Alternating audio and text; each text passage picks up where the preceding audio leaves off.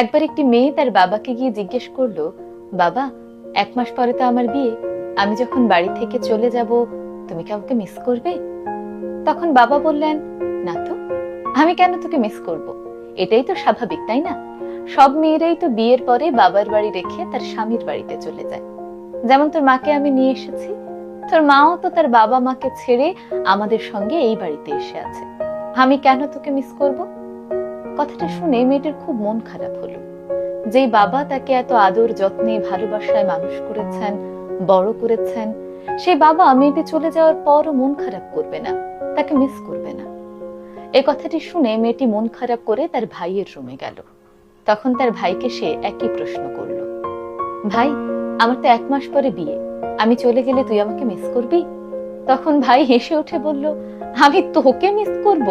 তুই চলে গেলে তো আমার জন্য আরো ভালো, আমার আর কারোর সঙ্গে রুম শেয়ার করতে হবে না, আমার আলমারিও শেয়ার করতে হবে না। এমনকি আমি যখন খুশি তখন আমার বন্ধুদের সঙ্গে আড্ডা দিতে পারবো, ফোনে কথা বলতে পারবো, আমাকে ডাক দেওয়ার জন্য আর তুই থাকবি না, আর তোর সঙ্গে ওই মারামারিও করা লাগবে না। তুই চলে গেলে আমি খুশি হব বরং। কথাটা শুনে মেয়েটার খুব মন খারাপ হলো। কি ব্যাপার, তার ভাইও তাকে মিস করবে না, তার বাবাও তাকে মিস করবে না। এবার সে চিন্তা করলো সেও তাহলে এখন থেকে শক্ত হয়ে যাবে। সত্যি দেখা গেল ধীরে ধীরে বিয়ের সময় এসে গিয়েছে। তার ভাই এবং বাবা বিয়ের সব আয়োজন করেছে খুব সুন্দরভাবে। মেয়েটি চিন্তা করলো সেও তার ভাই কিংবা বাবার জন্য মন খারাপ করবে না, শত কষ্ট হলেও সে এক বিন্দুও কাঁদবে না, না কেঁদে শ্বশুর বাড়ি চলে যাবে। তার বাবা এবং ভাই যদি তাকে মিস না করে তাহলে সে কেন তাদের মিস করবে? তো দেখতে দেখতে কন্যাদানের সময় চলে এলো। তখন মেয়েটি দেখতে পেল তার বাবা যখন তার স্বামীর হাতে তাকে তুলে দিচ্ছে, তখন বাবার 2 চোখ ছলছল করছে, 2 চোখ থেকে নীরবে জল গড়িয়ে পড়ছে।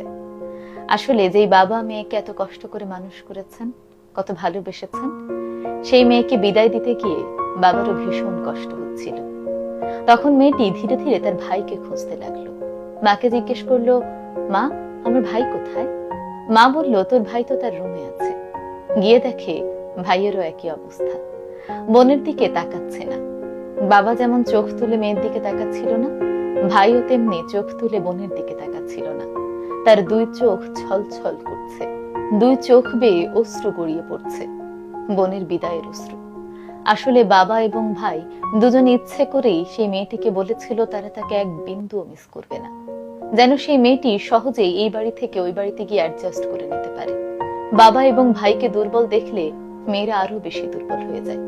তাই সেদিন শত কষ্ট হলেও মেয়েটির যেন কষ্ট না হয় সেই ভেবে বাবা এবং ভাই দুজনেই তাকে মিথ্যে কথা বলেছিল তাকে কেউ মিস করবে না। কিন্তু যখন বোন বিয়ে করে চলে যায়, তখন বাবা এবং ভাইয়ের যে কতটা কষ্ট হয় সেটা শুধু সেই বাবা এবং ভাই বলতে পারে।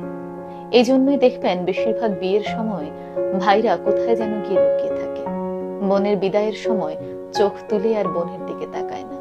বাবারাও একই, বিদায়ের সময় মেয়ের দিকে আর চোখ তুলে তাকায় না, কারণ ওই যে মেয়ের চেহারার দিকে সেইভাবে তাকিয়ে থাকলে এই কষ্ট বুক ফাটা আর্তনাদে সারা বাড়ি ভরে উঠবে।